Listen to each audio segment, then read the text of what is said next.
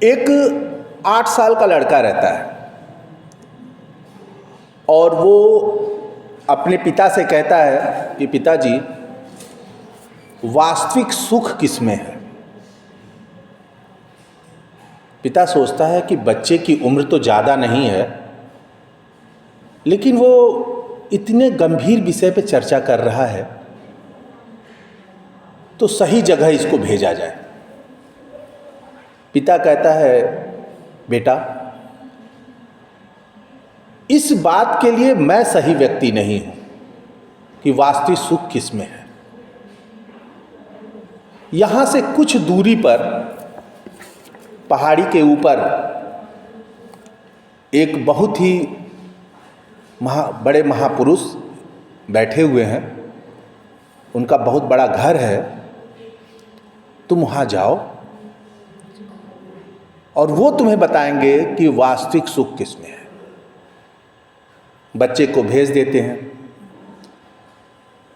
बच्चा अपने सामर्थ्य के हिसाब से वहाँ पहुँचता है। वहाँ पर एक बुजुर्ग इंसान बैठे हुए थे। उन्होंने बच्चे से पूछा, बेटा किस लिए आए हो। बच्चा कहता है कि बाबा, हमें जानना ये है कि वास्तविक सुख किसमें है। क्या ऐसा करें कि हमारा जीवन सुखमय रहे। क्या ज़्यादा पैसा कमा ले तब हम ज़्यादा सुखी रहें, या समाज में ज़्यादा लोगों से दोस्ती बना ले तो हम सुखी रहें, अपने परिवार के साथ रहें तब ज़्यादा सुखी रहें, या मित्रों के साथ समय बिताएं तो सुखी रहें। सुख किसमें है, आनंद किसमें है। क्या बेटा, तुम एक काम करो, तुम मेरे भवन में आए हो और ये भवन तुम देख रहे हो बहुत बड़ा है। तुमको एक काम करना है, यहाँ पर पूरे भवन में घूमो और इसकी शोभा को देखो, लेकिन एक काम और करना। उन्होंने एक चम्मच और उसमें तेल रख दिया, कहा इसको हाथ में ले लो। बस शर्त यह है कि जब तुम भवन को देखना तो तेल की एक बूंद भी गिरनी नहीं चाहिए।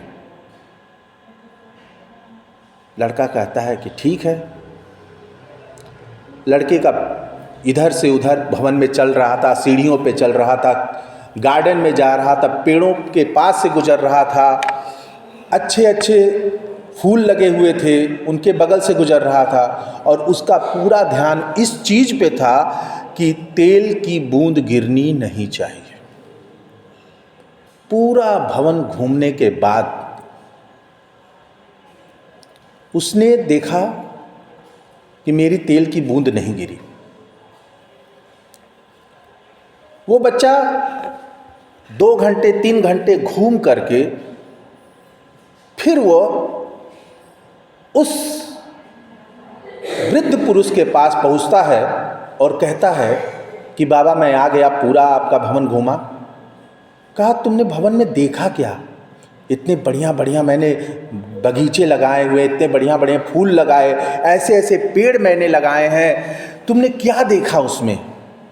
कहा, बाबा क्षमा करिएगा, मैं तो आपकी तेल की बूंद बचाने में लगा रहा कि ये न गिर जाए, और मैं उस तेल की बूंद को ही देखा, मैं कुछ और नहीं देखा। कहा, क्या कर दी है तुमने।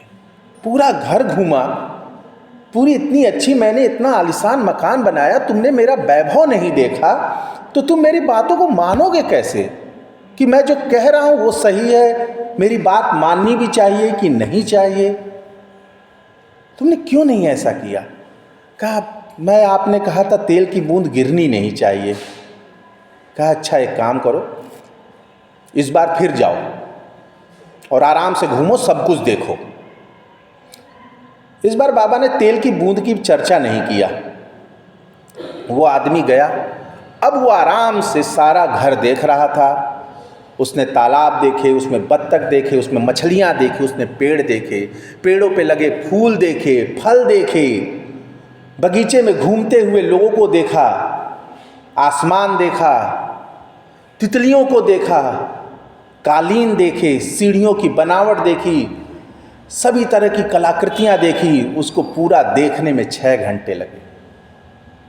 6 घंटे के बाद जब वो आदमी, वो बच्चा जब उस बुजुर्ग के पास पहुंचता है तो बुजुर्ग कहते हैं क्या देखा? अरे क्या बनाया है आपने, क्या सुंदर चीज है, क्या कलाकृतियां हैं, क्या सोच है आपकी, इतना सुंदर समाज आपने निर्माण किया है, आनंद आ गया।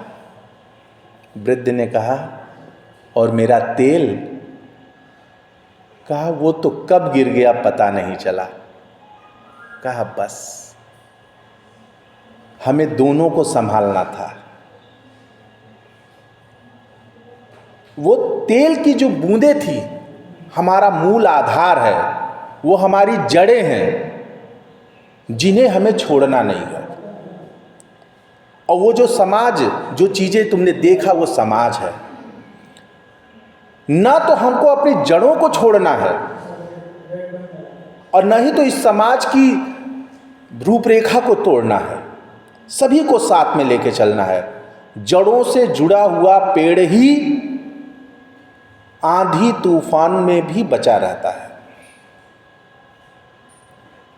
वास्तविक सुख है कि जब हम अपनी जड़ों से जुड़े रहेंगे। हमारी जड़ें कौन सी हैं? हमारे माँ बाप, हमारी संस्कृति, हमारी सभ्यता, ये हमारी जड़ें हैं।